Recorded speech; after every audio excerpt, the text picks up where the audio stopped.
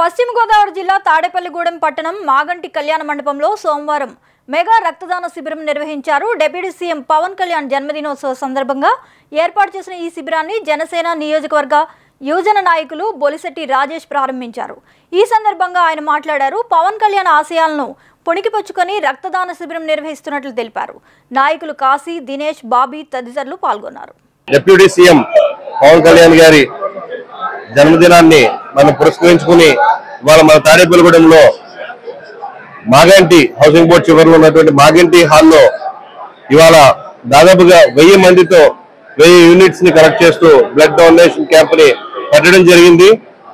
ఏదైతే కళ్యాణ్ గారి ఆశయాల్ని ఆయన ఆశయాలకు అనుగుణంగా మేము యూత్ అంతా కూడా పనిచేయాలనే ఉద్దేశంతో బర్త్డే అంటే ఏదో కేక్ కట్ చేసి పళ్ళు పంచి పెట్టేసి వెళ్ళిపోవడం కాకుండా సమాజానికి పనిచేసే విధంగా కొంతమందికి జీవితాన్ని కాపాడే విధంగా ఒక 1000 యూనిట్లని బ్లడ్ ఇవాళ యూత్ అంతా కలిపి, యూత్ అనే కాదు పెద్దలు ఆడపడుచులు అందరూ కూడా ఇవాళ ఇక్కడికి రావటం, వాలంటీర్ గా వాళ్ళంతటి వాళ్ళే వచ్చి ఒక పిలుపునైతే మేము ఇచ్చాం కానీ వాలంటీర్ గా వాళ్ళంతటి వాళ్ళు వచ్చి దాదాపుగా ప్రతి ఒక్కరు ఇవాళ మీరు బ్లడ్ ఇవ్వడం చూస్తా ఉన్నారు. 1000 మందితో 1000 యూనిట్స్ కలెక్ట్ చేయడం మామూలు విషయం కాదు. దీని వెనక మాకు సపోర్ట్ అందజేస్తా ఉన్న 5 బ్లడ్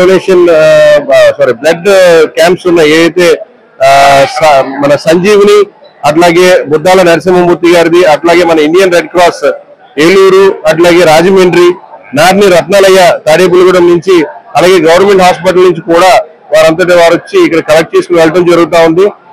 ఏదైతే సిసిటి చిరంజీవి చారిటబుల్ ట్రస్ట్ వారు కూడా మాకు ఫోన్ చేసి వారి సపోర్ట్ కూడా మాకు అందజేయడం జరిగింది.